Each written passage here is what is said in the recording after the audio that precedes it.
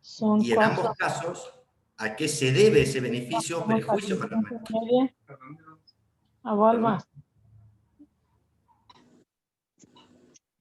¿Me han escuchado? ¿Estoy hablando? ¿Me escuchan? ¿Quieren que empiece de vuelta? Escuchamos, Cami, pero ¿podrían los amigos apagar sus micrófonos? Así podemos escuchar a Cami únicamente. Cami, poné grabar. Ay, dije Zafé, nadie está grabando. Hacelo vos. ¿Han escuchado la pregunta que les hice? ¿Quieren que empiece de vuelta? No. Repetilo, por favor, Cami. Bien. Me gustaría que todos, o los que deseen, los que quieran participar, que pensemos en algún avance físico o tecnológico dentro de la humanidad y sus consecuencias. A ver, puede ser positivo o negativo, y en ambos casos tal vez se pueda especificar por qué son positivos y por qué son negativos.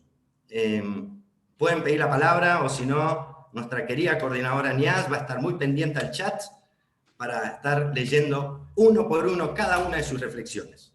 Vamos a tomarnos un minutito, 2 minutitos en eso.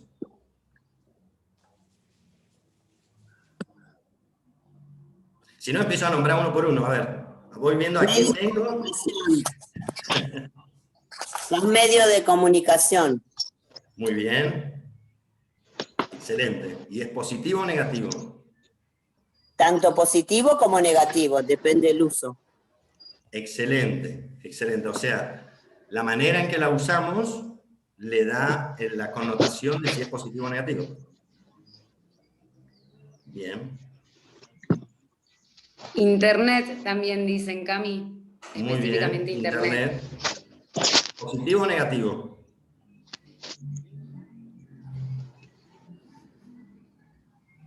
Igual para mí.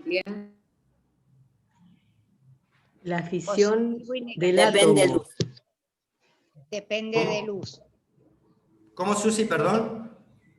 La fisión del átomo, que bueno, fue un descubrimiento maravilloso de saber que había una estructura interna, pero también que tenía una poderosa fuerza que dio lugar a la construcción de la bomba atómica. Entonces el descubrimiento es maravilloso, porque tiene muchas aplicaciones, pero a la vez pudo ser usada de una forma muy destructiva porque hay mucha energía dentro de un átomo y eso es lo que produjo la destrucción, ¿no? En la bomba atómica. Exacto, exacto. O sea, Susi, básicamente es como lo que han dicho hasta ahora.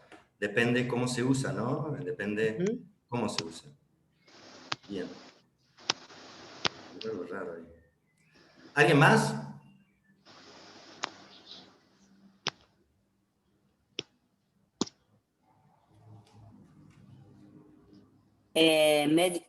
Aviación, todo lo que es medio de transporte.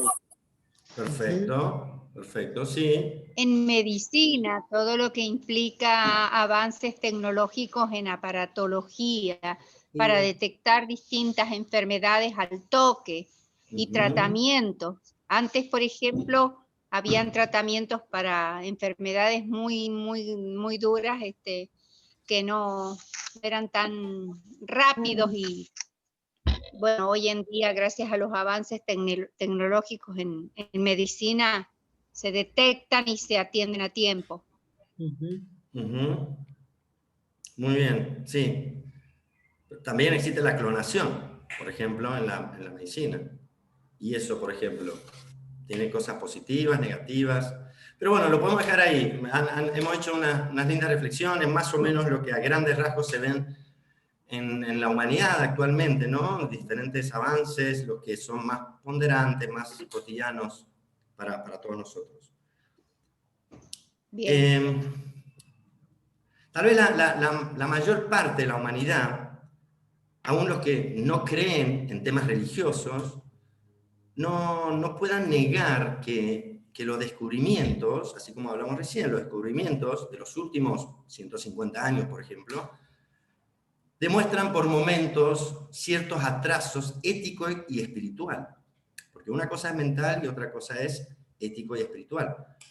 Por ejemplo, hace pocos siglos se ha aumentado la velocidad de viajar de 36 a 26.000 kilómetros, inclusive 36.000 kilómetros las naves espaciales, los que van a la Luna o diferentes lugares. Las comunicaciones entre los continentes, como se mencionó, las comunicaciones entre los continentes se ha disminuido en meses a segundos. Pero también el poder destructivo ha aumentado. Desde, por ejemplo, una bala de cañón que hace destruir a una casa, hasta ahora un dispositivo nuclear que puede pulverizar una ciudad completa. Y obviamente no solo eso, sino hacer peligrar vidas a todo dentro de un círculo alrededor de esa ciudad que destruyó. La vida de esa persona va a estar en peligro. Con esto vemos que el conocimiento técnico humano avanza a pasos que sobrepasan a veces nuestra capacidad de usarlo sabiamente.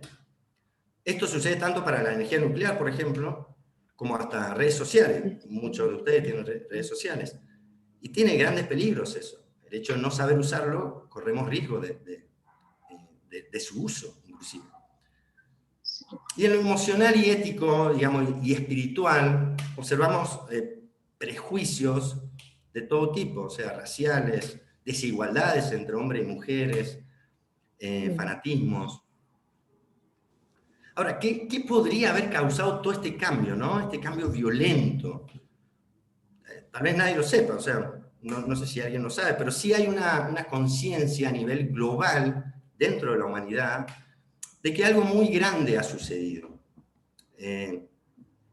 Tal vez para muchos no hay duda de que dichos avances en el campo físico y mental de la humanidad debería acompañarse con un desarrollo igualmente equivalente en lo emocional, en lo ético o en lo espiritual. Hasta podemos decir que la falta de espiritualidad y de los valores morales adecuados, por ejemplo, hacen que dichos avances físicos o intelectuales por momentos se conviertan en aspectos negativos para la humanidad.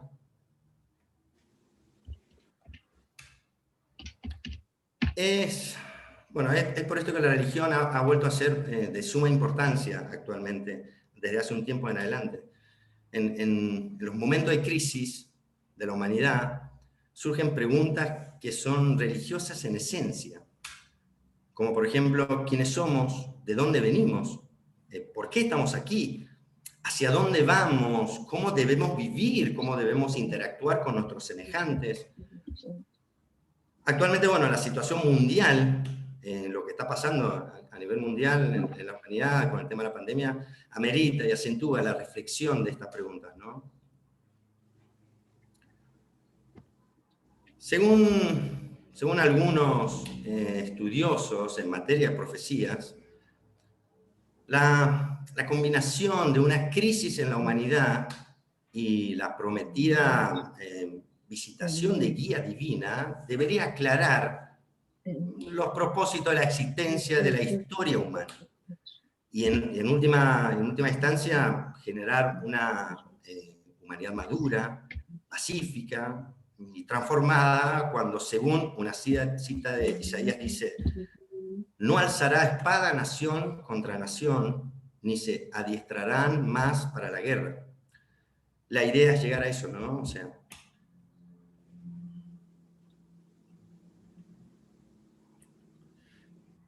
indudablemente al reflexionar sobre la guía divina, no podemos dejar de hablar de la venida de un prometido de las épocas, y acto seguido nos podemos hacer las siguientes preguntas.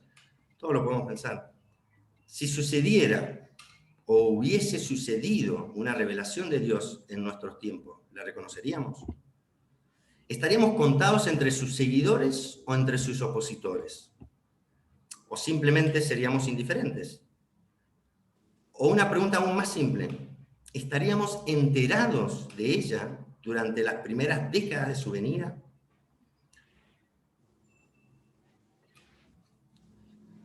Un ejemplo, tomemos la fe cristiana, por ejemplo. Durante los primeros siglos del cristianismo, por ejemplo, la gran mayoría de los pueblos del Mediterráneo, al no saber de la existencia de esa religión, la consideraban falsa, indigna, inclusive para investigar, no para hacerse, digamos, cristianos, sino ni siquiera para investigar.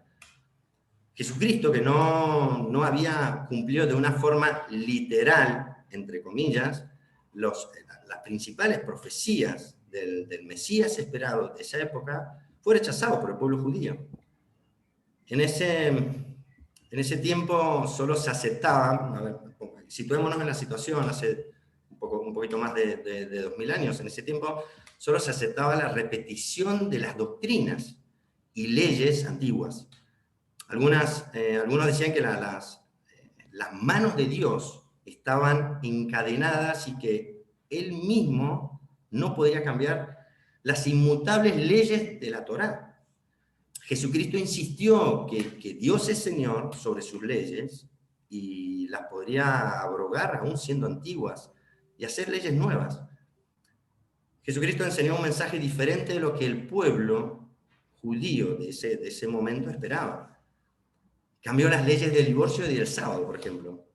Dichos cambios, entre muchas otras necesarias para la época, fueron considerados una gran ofensa para muchos. Por eso decían que Jesucristo era un falso y que engañaba a la gente. Simplemente porque pensaron que Moisés y su libro sagrado seguían siendo suficientes para ellos, mientras buscaban algún otro Mesías que al final nunca llegó. Las primeras 2 generaciones de cristianos sufrieron menosprecio, calumnias, persecuciones por todo el Imperio Romano.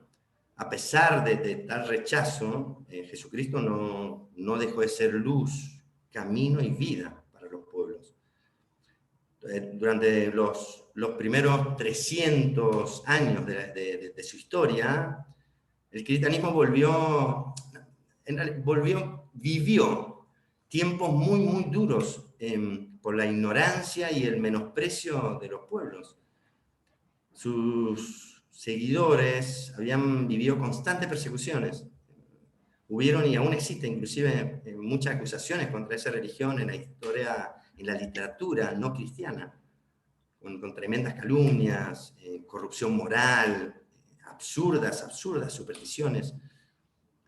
En ese momento, aún los grandes pensadores, como Marco Aurelio, por ejemplo, entre otros, escribieron en contra de los cristianos. Celso, por ejemplo, dedicó una obra completa para calumniar a Jesús y sus seguidores.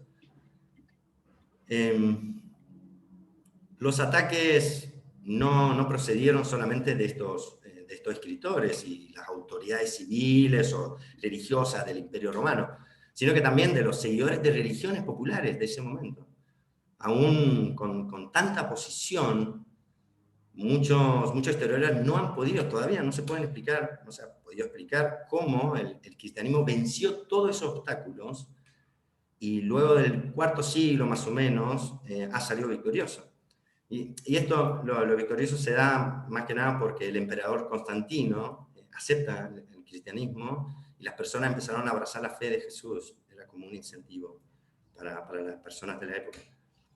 Hoy, luego de 2000 años desde el origen del cristianismo, la humanidad atraviesa momentos de grandes crisis, de tribulaciones, de pruebas, y así surge una gran esperanza por una nueva aparición divina. Millones de sinceros, de personas cristianas, esperan y reclaman por el prometido segundo advenimiento.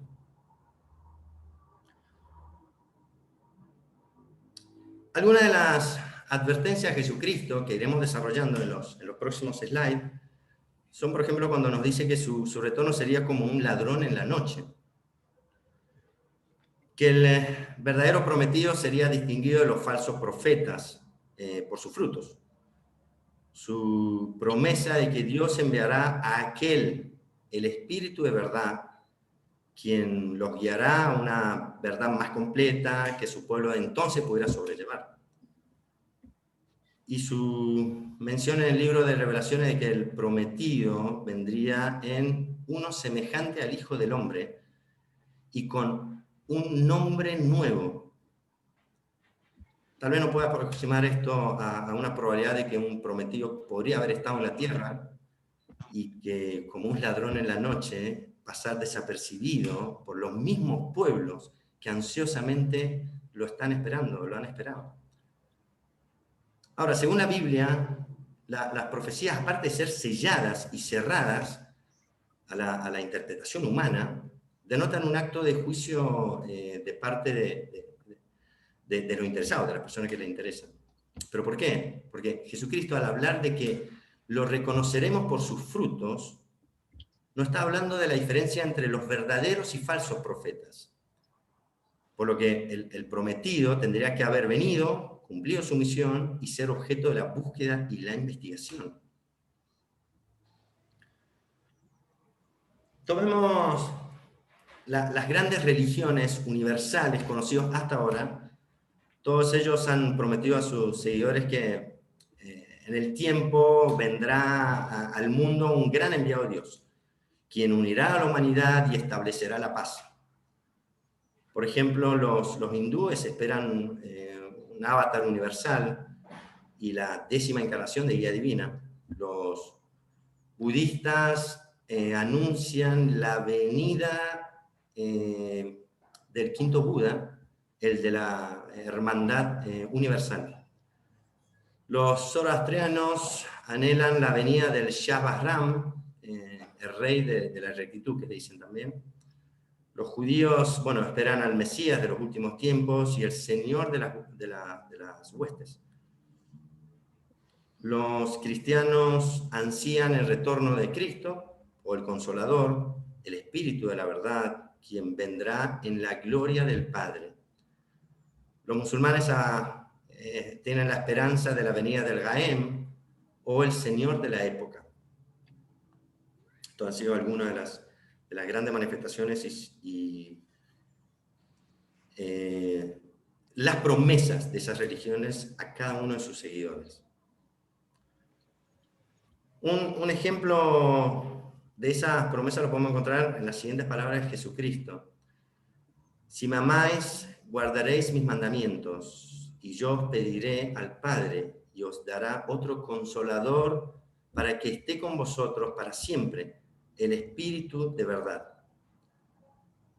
En el Antiguo Testamento, en el Evangelio y en el Corán, leemos que este prometido divino vendrá en una época que los denominan los últimos días, el día del juicio final, o simplemente en aquel día, cuando se hará un nuevo cielo y una nueva tierra.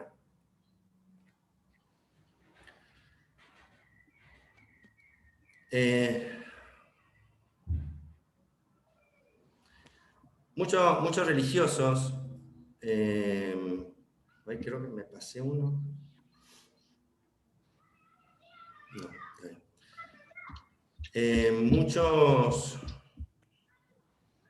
muchos religiosos han intentado durante siglos interpretar el significado de dichas frases, títulos o palabras contenidas en las profecías.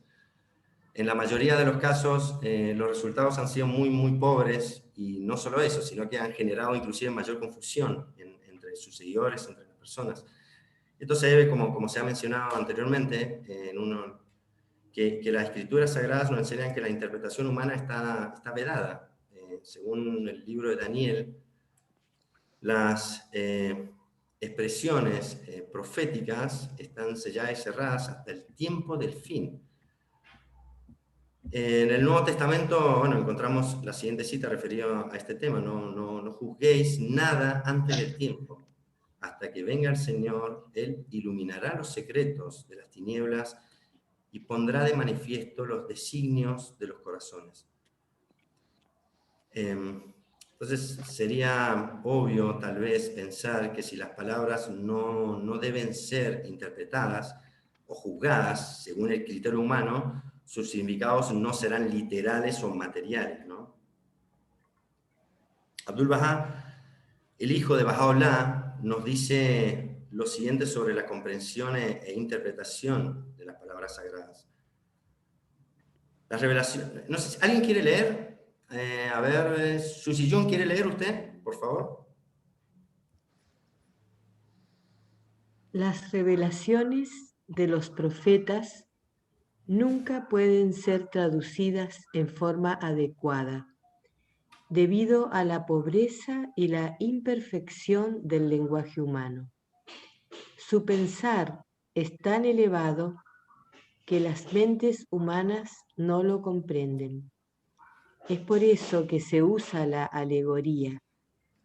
Las parábolas hacen que los hombres ponderen y supliquen el entendimiento para lograr la comprensión del sentir oculto. La búsqueda de la verdad profundiza la capacidad del hombre y aclara su visión, sin engendrar el orgullo intelectual. Abdul-Bahá. Gracias, Susi. Teniendo en cuenta estas palabras del amado Abdul-Bahá y con el slide, con la presentación anterior, vemos que con la aparición de Jesucristo y lo que implicó en la época en la que apareció, y teniendo en cuenta sobre el tratar de entender literalmente las palabras sagradas, lo que nos dice Abdul-Bahá, lo que hemos leído anteriormente, las palabras sagradas y las profecías, generaron persecuciones sobre los diferentes pueblos cristianos. Cuesta un poco entender cómo la mayoría de los cristianos, no todos, la mayoría de los cristianos han olvidado tal vez esta lección y han tal vez persistido en esperar un segundo advenimiento de Cristo en cumplimiento literal de las profecías y señales bíblicas. Millones de seguidores de Jesús esperan que Él mismo, en carne y hueso, descienda del cielo sobre una nube material, porque aún leen literal esas profecías. Recordemos que la interpretación literal en la época de Jesucristo ha servido para rechazar a موشان این ممکنه اینه که میگی درسته که فشار آب اینجا رو که زنگ زدی به خرابتر کرده.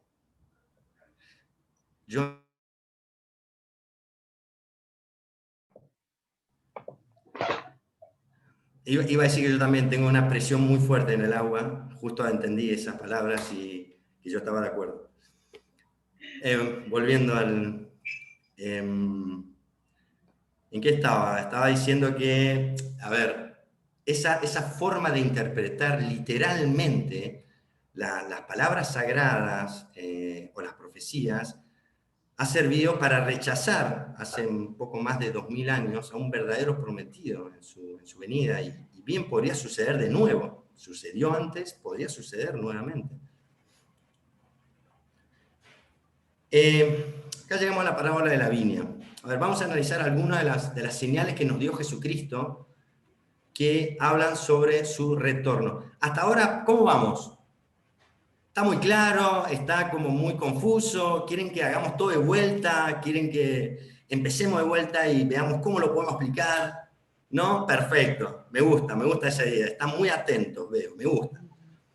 Bueno, ahora vamos a analizar algunas de las señales que nos dio Jesucristo que hablan sobre su retorno. En la parábola de la viña, que está repetida en Marcos, Mateo y Lucas, Jesucristo habla de la venida de las manifestaciones de Dios y de la hostilidad con que van a ser recibidas, o son recibidas. También aclara la relación entre su venida como hijo y la venida del prometido en el nombre del Padre. En Marcos, en capítulo 12, versículos de 1 a 9, encontramos el siguiente versículo.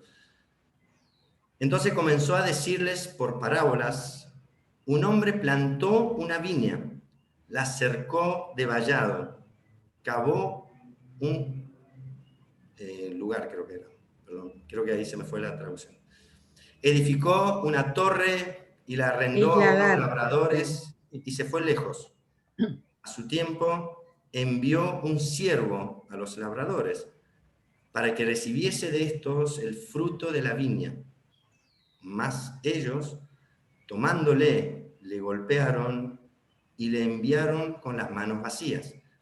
Volvió a enviar otro, pero a este le mataron, y a otros muchos, golpeando a unos y matando a otros. Por último, teniendo un hijo mayor, amado, lo envió también a ellos, y también a ellos diciendo, tendrán respeto a mi hijo.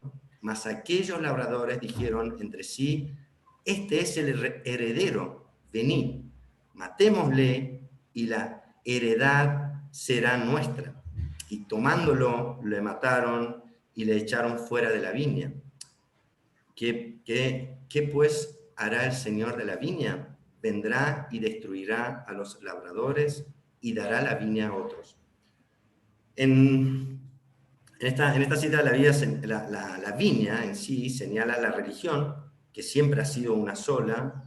Los labradores son los hombres, pero especialmente los líderes religiosos que viven de la religión. El fruto de la viña es la cosecha de cualidades espirituales que deberían aparecer en los hombres como producto de la religión, como causa de la religión. El Señor de la viña, o sea, Dios, envía a sus mensajeros para recoger la cosecha, pero estos son perseguidos. Ha pasado con Jesucristo, ha pasado con Moisés. Han sido perseguidos, apedreados o muertos por los malos labradores.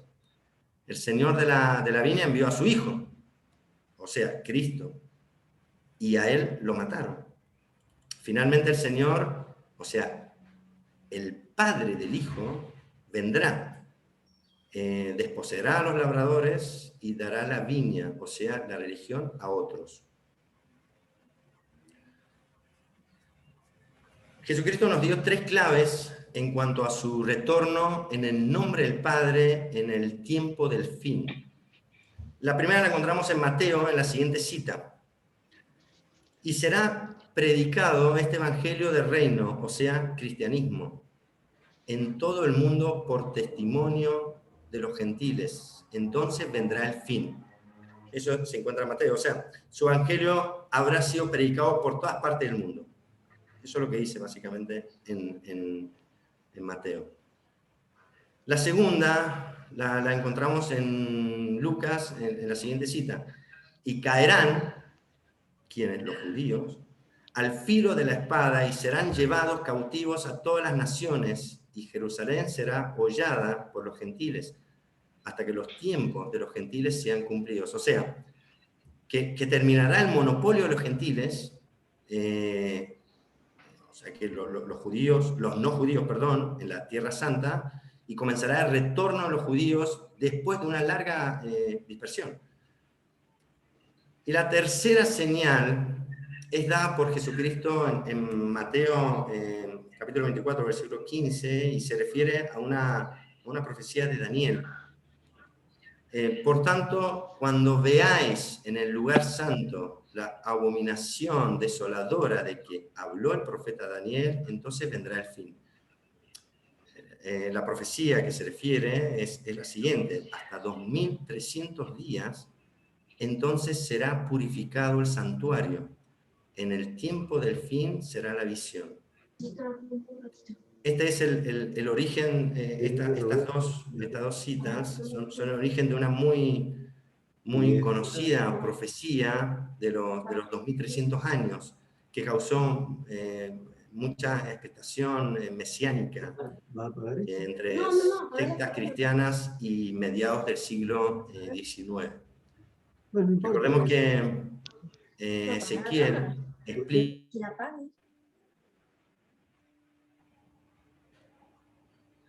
Recordemos que Ezequiel explica que en las profecías un día equivale a un año. Por eso, al decir 2300 días, en realidad son 2300 años.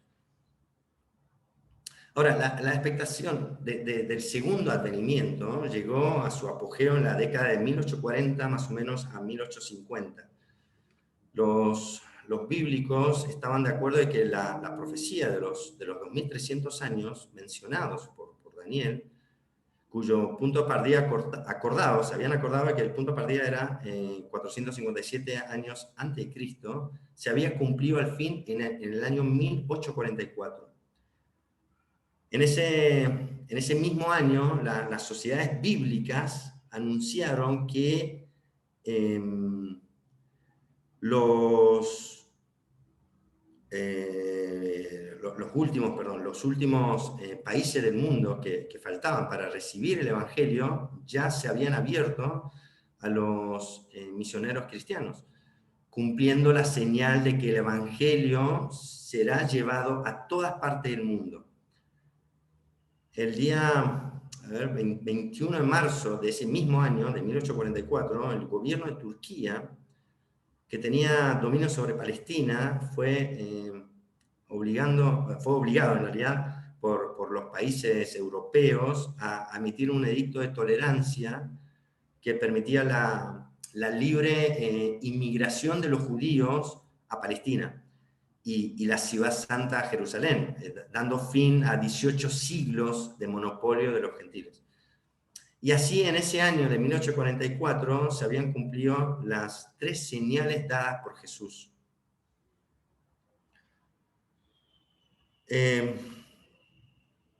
Bien, en el slide anterior analizamos la fecha de retorno, ¿no? Llegamos a la conclusión, no sé si quieren después lo podemos repasar, llegamos a la conclusión de que era 1844.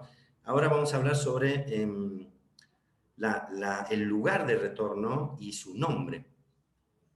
A ver, el lugar, según el libro de Daniel, y de donde el príncipe Miguel, cuyo nombre significa uno que se parece a Dios, vendrá a liberar a Israel, era Susa, en Elam o Persia actualmente llamado Irán. O sea, Elam era el nombre que recibía la antigua Persia, que actualmente es Irán.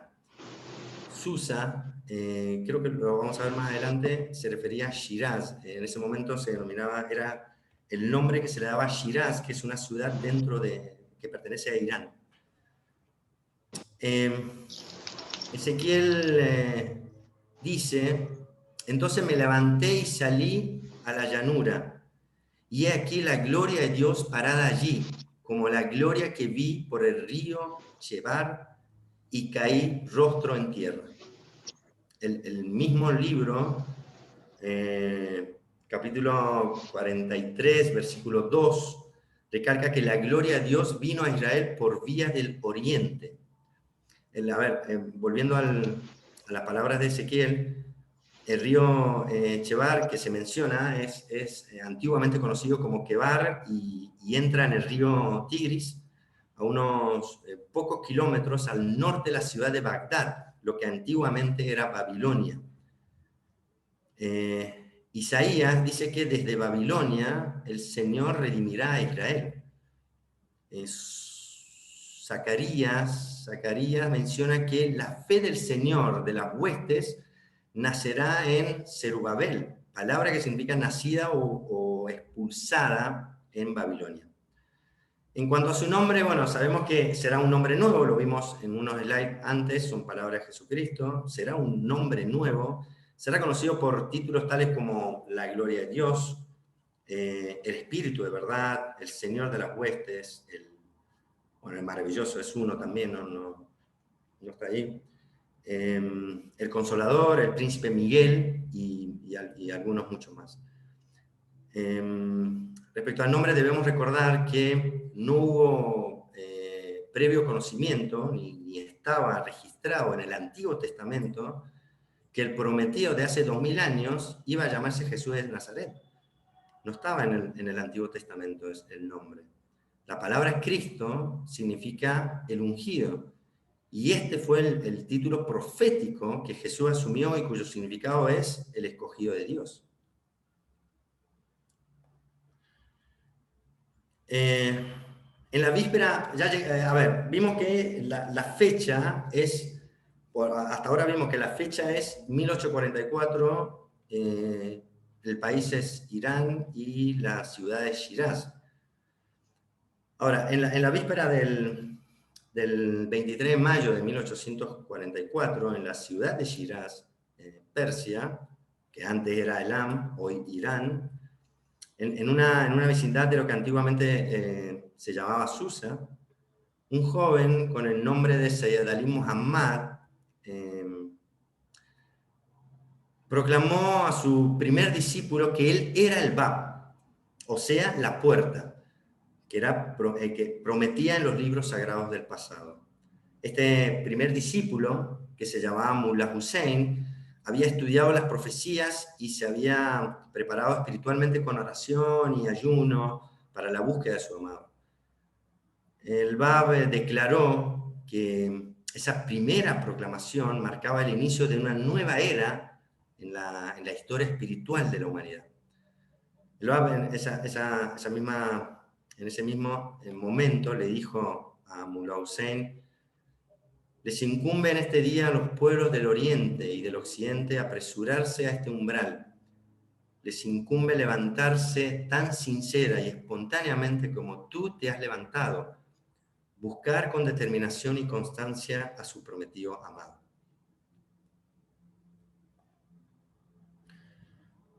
Los primeros 18 seguidores del Bab lo encontraron así, inclusive como Mullah Hussein, sin ayuda de nadie, atraídos por la oración y por sueños que tenían.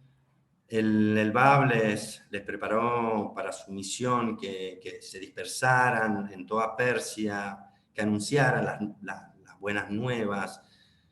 Y lo más importante es preparar la venida de otra manifestación de Dios, que era de una grandeza mayor, aquel a quien Dios hará manifiesto. Les advirtió de intensas persecuciones y de la muerte, obviamente en el camino de proclamar el nuevo día. Les dijo a sus primeros seguidores: sois los portadores del nombre de Dios en este día.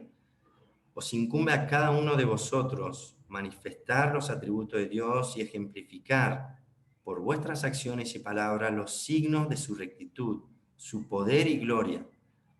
Sois los testigos del alba del prometido día de Dios. Os estoy preparando para el advenimiento de un gran día. Ellos cumplieron su misión, cada uno de las letras del viviente cumplieron su misión y murieron como mártires.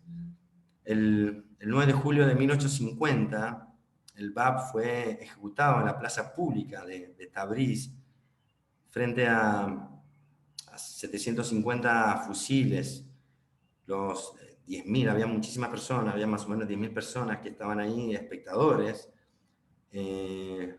pudieron atestiguar estupefactos de que el primer intento de su fusilamiento ni una sola bala les tocó. La ejecución del Bab captó la simpatía y la compasión de escritores y artistas por toda Europa. Sin embargo, su martirio no tuvo ningún efecto en disminuir la dramática, la tremenda persecución que los babís sufrían en ese momento. Dije babís, bueno, la religión que fundó el Bab se conoce como la fe babí. Bab nació el 20 de octubre de 1819 en Shiraz y asciende al mundo espiritual el 9 de julio de 1850. Uno de los más heroicos seguidores del Bab se llamaba Mirza Hossein Ali de Nur.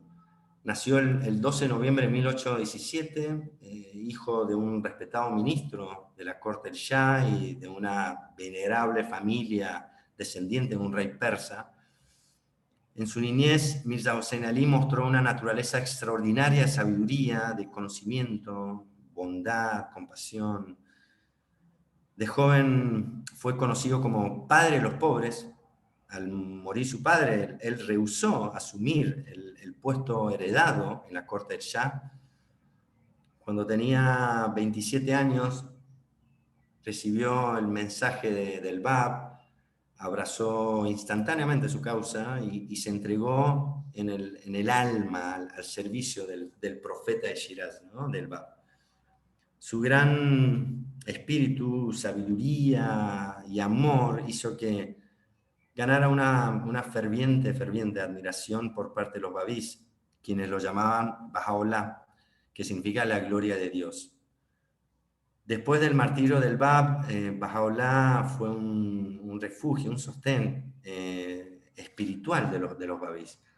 En 1852 y 1853 se desató una matanza que estaba orquestada por el clero y el gobierno contra los babís. Miles de los babís fueron exterminados con mucha crueldad y tortura. En ese momento, Baha'u'lláh fue sometido a prisión en una mazmorra, una terrible mazmorra negra, Siachán, de Teherán. Allí pasó 4 meses en compañía de otros babís.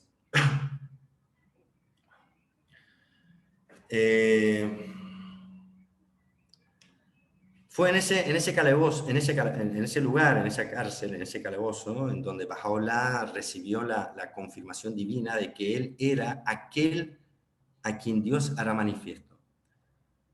Cierta noche, relató Abdul Bahá poco después, en un sueño se escucharon por doquier estas exaltadas palabras: verdaderamente, nosotros te haremos victorioso por ti mismo y por tu pluma.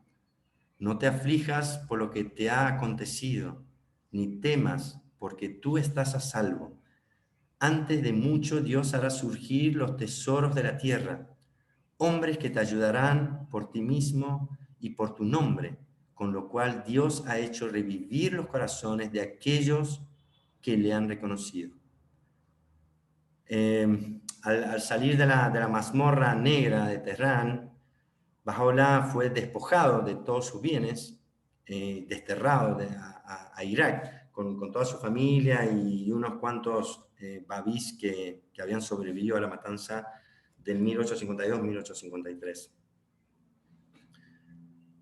Aquí podemos ver un mapa de los exilios de Baha'u'lláh. Al llegar a Bagdad, antigua Babilonia, que perteneciente a Irak, comenzó a restablecer, Baha'u'lláh comenzó a restablecer la fe babí mediante una conducta muy sublime y una entera devoción. En Bagdad reveló numerosos escritos. Uno de ellos se llama el Kitab-e-Igan, que significa el libro de la certeza, en la que da una clara señal al mundo sobre el significado de los términos y símbolos de los libros sagrados anteriores. En ese libro se hace claro la alianza o el convenio eterno que une a todas las religiones universales y las profecías que enlazan cada revelación. En abril de 1863, más o menos 19 años después del anuncio del Bab y a punto de su segundo exilio, que fue tramado por sus enemigos, Baha'u'lláh se retiró a un jardín a la orilla del río Tigris y cerca de la desembocadura de un río en la antigüedad llamado Kebar. En la historia Bahá'í, este jardín lleva el nombre de Ridván, que significa paraíso, porque fue aquí, o sea, en ese lugar, que Baha'u'lláh anunció que en él se cumplían las promesas del Bab y las profecías sobre el Redentor de las épocas de los libros sagrados del pasado. Baha'u'lláh nos dice: este es el día en que el mundo invisible clama diciendo: grande es tu bendición, oh tierra, por cuanto has sido hecho el escabel de tu Señor y has sido elegida como sede de su poderoso trono. Levantaos y proclamad en toda la creación las buenas nuevas de que aquel, quien es el todo misericordioso, ha dirigido sus pasos hacia Rizván y ha entrado en él.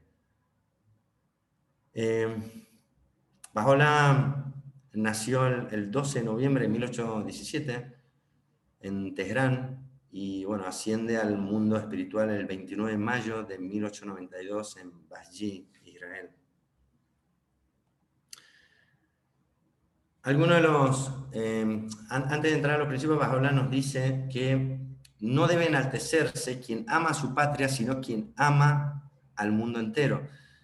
Y esto es en alusión a uno de los principios de la fe Bahá'í, que dice que la tierra es un solo país y la humanidad es un ciudadano. Bueno, acá tenemos puse algunos de los principios de la fe Bahá'í, son varios.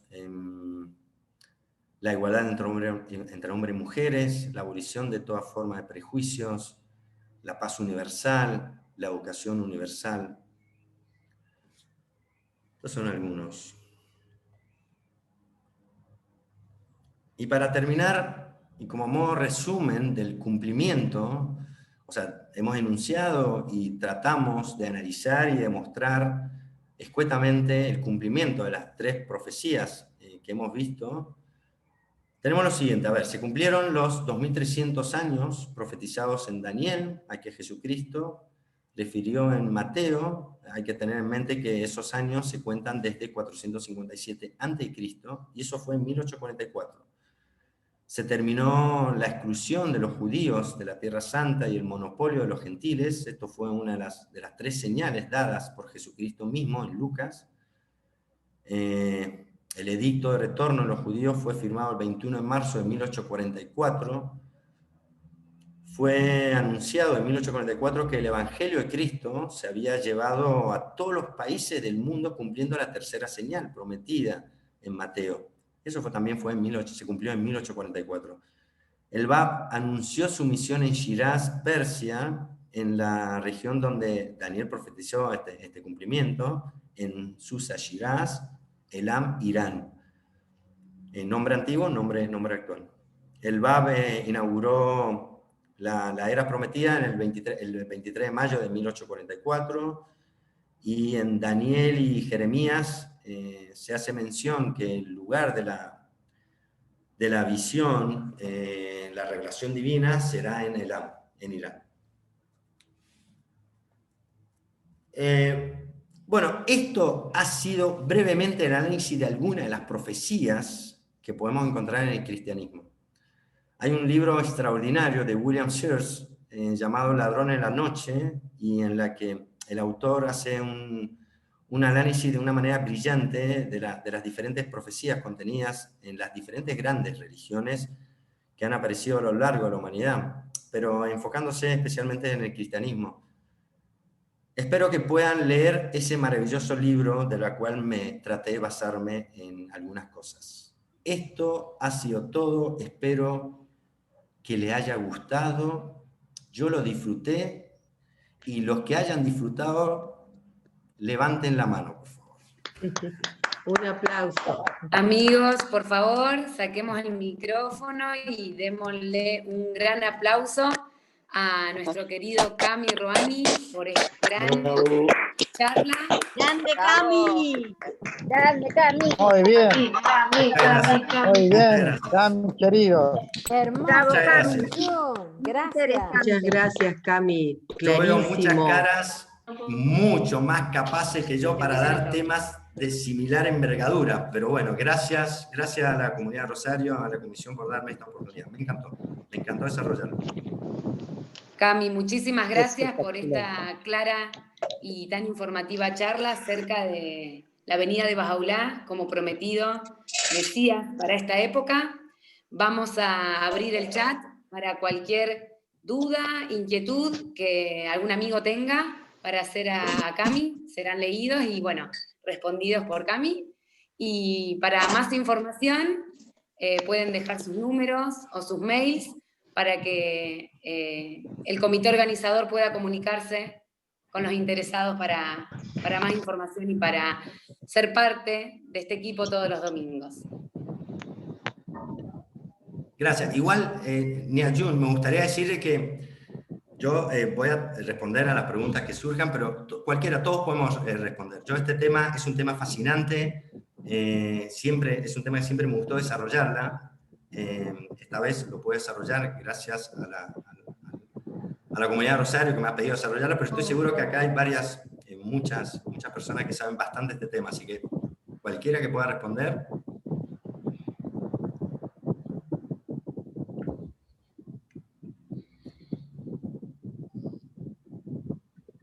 Bueno, amigos. O ha sido tan claro o no han entendido Sí. nada como para no hacer ninguna pregunta. Las dos cosas está bien, no hay ningún problema. Yo creo que la exposición ha sido tan clara que estamos todavía asombradísimos. Y acá están, en el chat están los amigos dejando muchas felicidades, agradecimientos, y espero, amigos, poderlos ver a todos nuevamente el domingo que viene con una nueva charla en este espacio de las hogareñas de todos los domingos. Muchísimas gracias a todos. Otro aplauso para Cami, por favor. Para todos, muchas gracias, muchísimas gracias. Gracias. Simplemente saludarlos, nuevamente despedirlos y sí, Cami ha sido para mí esclarecedor en muchos sentidos, muchas cosas que un hilo narrativo estupendo y bueno, fascinante esta historia y seguramente que habrá mucho más, ¿no es cierto? Como vos. Este tema es tan largo que todavía hay muchos que todavía la siguen estudiando, muchos sin duda, líderes religiosos o personas. Es un tema muy para desarrollar. Obviamente que yo traté de buscar 2, 3 cosas básicas, comunes o lo que la mayoría conoce como para desarrollarla, pero el tema es fascinante y hay mucho en la literatura Bahá'í para leer y aprender. Muy lindo. Así que bueno, los animo, es lindo y capaz que en la próxima pueda haber una segunda parte de esta con algún otro amigo que quiera hacer todo un desarrollo por otro lado o la misma completarla, así que yo personalmente los animo. Susi Jun ha levantado la mano. Sí, fue tan clara toda la exposición, la explicación, que si no fuera Bahá'í creo que hoy tenía que declararme. Gracias, Susi. Para Susi porque me quiere mucho, me estima mucho y estamos en varios círculos juntos, entonces es muy amable conmigo. Yo puedo dar un testimonio respecto al libro Ladrón en la Noche. Por favor, sí. Bueno, en 1986 yo conocí la fe, digamos, pero no fue hasta 1989 que me dije a mí mismo, bueno, si Bahá'u'lláh dice quién es, yo tengo que aceptar o rechazar.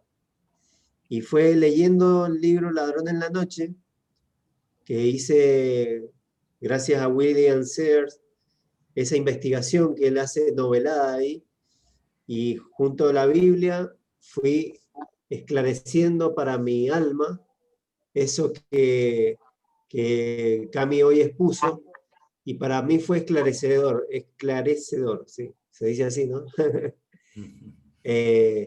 Y yo me hice Bahá'í gracias a ese libro, al libro Ladrón en la Noche, que lo recomiendo para si hay gente que no lo haya leído. Es muy profundo, es taxativo, es decir, uno no puede negar la verdad expuesta allí, de que el Mesías prometido ha venido. Ahí lo tiene Cami, lo está mostrando.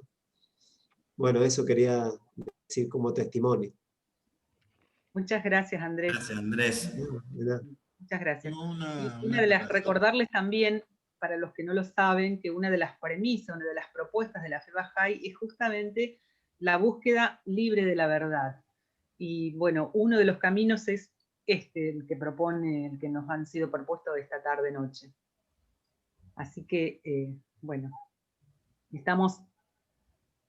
¿Hay alguien que está levantando la mano? ¿El señor Leski? Por favor. Buenas tardes. Buenas tardes, sí. Gracias por haberme aceptado. Llegué un poco tarde a la reunión. Interesante tema. Felicitaciones, señor Camí.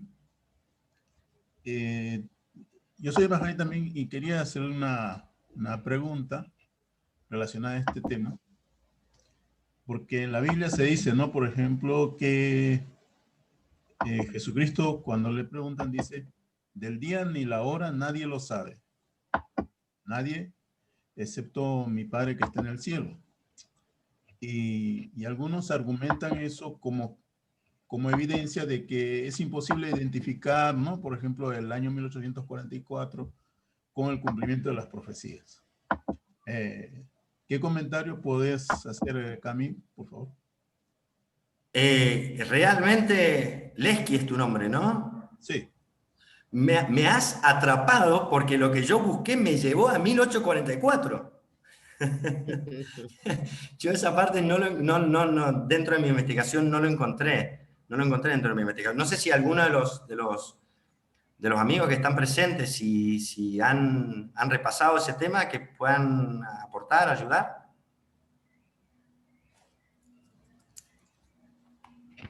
Yo tengo Discúlpame, ¿en qué libro está eso, esas palabras, esa cita o ese versículo? Ah, bueno, esto lo conozco porque como yo también procedo, ¿no? del catolicismo, del cristianismo, entonces es algo muy conocido dentro de la Biblia. Cuando a Jesús le están justamente preguntando qué señales habrá de tu venida, eso está en los evangelios. Ahorita exactamente el evangelio no lo recuerdo, pero sí está. Y es un argumento que se usa muy a menudo, ¿no? Ahí Ramín puede ensayar una respuesta. Ramín, por favor. En realidad es un entendimiento personal.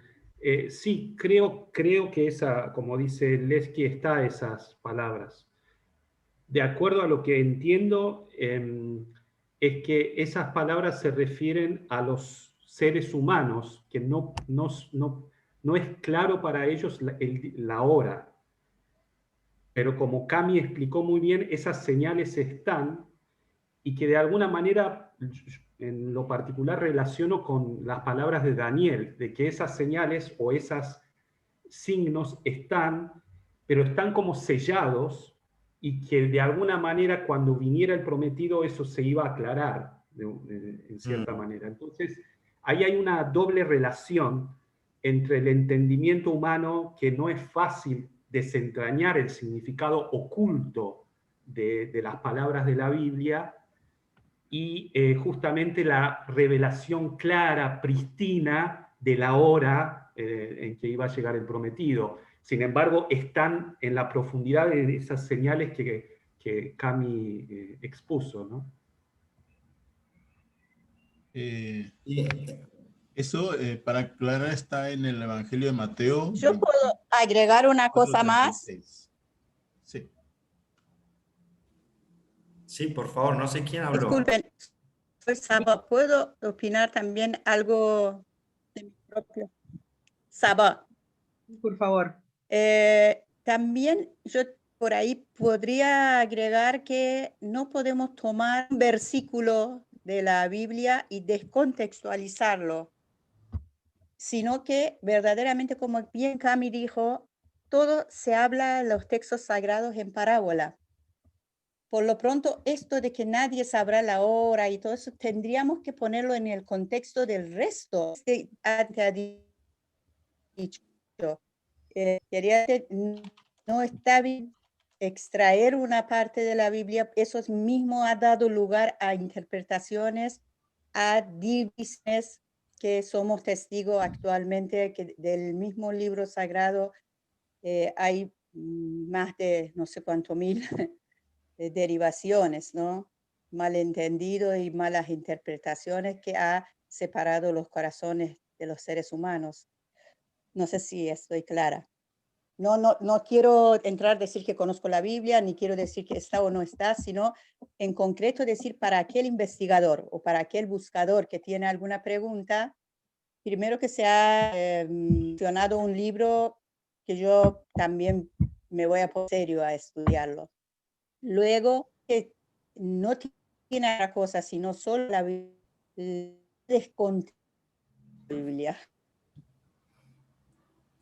No sé si soy clara. Sí, Sabah, muchísimas gracias. Gracias, Sabah. Yo quería completar la idea que dio Ramí, porque yo creo que, no sé si lo comenté dentro de la presentación, que cuando en Bagdad, Bahá'u'lláh ha escrito muchos libros, ¿no? Uno de los libros fue Kitab el-Ilgan. Ahora, habíamos visto que en unas diapositivas decía que la Biblia está sellada y cerrada. O sea, ahora con el Kitab el-Ilgan se abre ese sello. Yo que no sé si lo pasé de largo esa parte, no sé si no lo comenté, pero que con la revelación del Kitab el-Ilgan, digamos, Bahá'u'lláh abre ese sello. O sea, ya no hay más sello. Entonces, era como lo que dijo Rami Jun, pero no sé si lo había dicho yo en su momento. Así que bueno, quise completar. Cami Willy Nelson levantó la mano. Sí. Y Silvia también. ¿Me escucha? Sí, Willy. Lo que quería comentarle yo al amigo Lesky, de que también en el libro de Ladrón en la Noche de William Sears, él nos menciona de que la Biblia tiene muchas contradicciones si lo tomamos literalmente, porque con respecto al tema, la venida de Jesucristo en la Biblia aparece como que va a venir como ladrón en la noche. Pero también en otra parte de la Biblia dice de que todo el mundo lo verá bajar del cielo. Entonces ya no va a ser como ladrón en la noche. Entonces, por eso no debemos de tomar las palabras bíblicas tan literalmente, porque la misma Biblia se contradice en algunas cosas. Esa es mi opinión.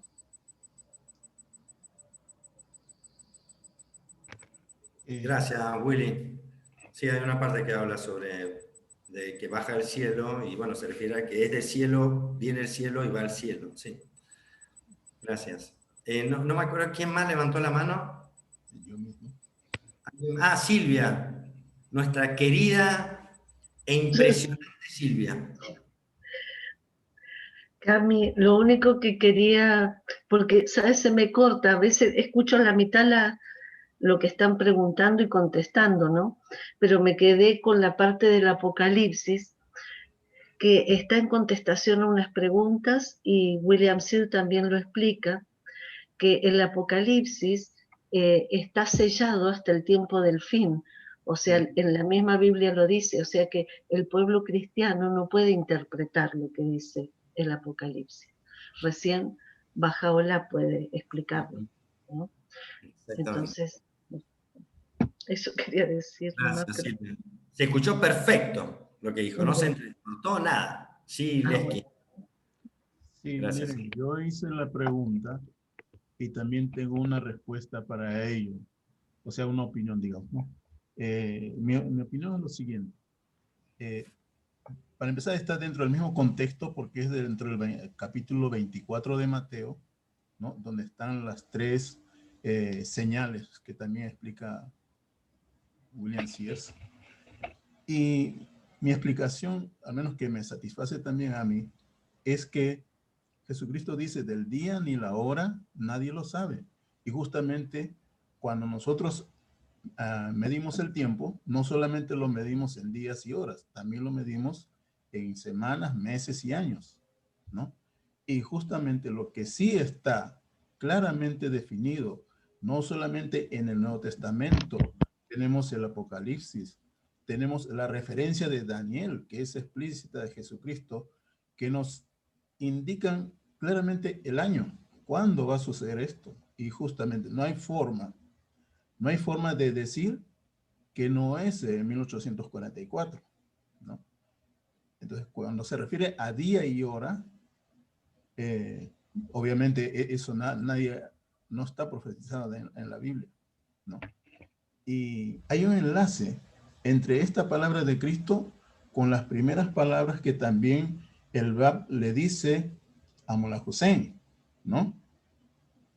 Porque Mullah Hussein en esta, el Bab en esta primera entrevista le dice a Mullah Hussein, este mismo día y esta misma hora, ¿no? En el futuro va a ser celebrada como conmemorada, ¿no? Como la más grande festividad, ¿no? Entonces, para mí, yo estoy satisfecho, digamos, con esto, ¿no? De las profecías de William Sears. Yo también, justamente, fue el libro de William Sears con que yo acepté la fe Bahá'í después de un evento que fue un sueño, ¿no? Leyendo este libro, yo tuve un sueño mientras estaba, pues, en esta lucha interna, ¿no? Que uno tiene como que a uno se le mueve el piso cuando uno pasa, ¿no? De yo creo en Cristo y cómo voy a llegar a creer en otra persona, ¿no? Y llegamos a creer en Bahá'u'lláh. Entonces uno tiene muchas pruebas, ¿no? Muy difíciles. Y debe suceder seguramente a todos los que proceden de cualquier grupo religioso, ¿no? Entonces para mí también fue muy difícil, y más aún cuando uno ha leído, ¿no? Y has leído muchas veces. Yo había leído los evangelios, ¿no? No una vez, sino varias veces. Entonces, prácticamente me sabía muchas cosas de memoria. Entonces te dice, ¿y por qué esto? ¿Y por qué lo otro? ¿Y cuándo? ¿No? Pero primero tiene que pasar esto.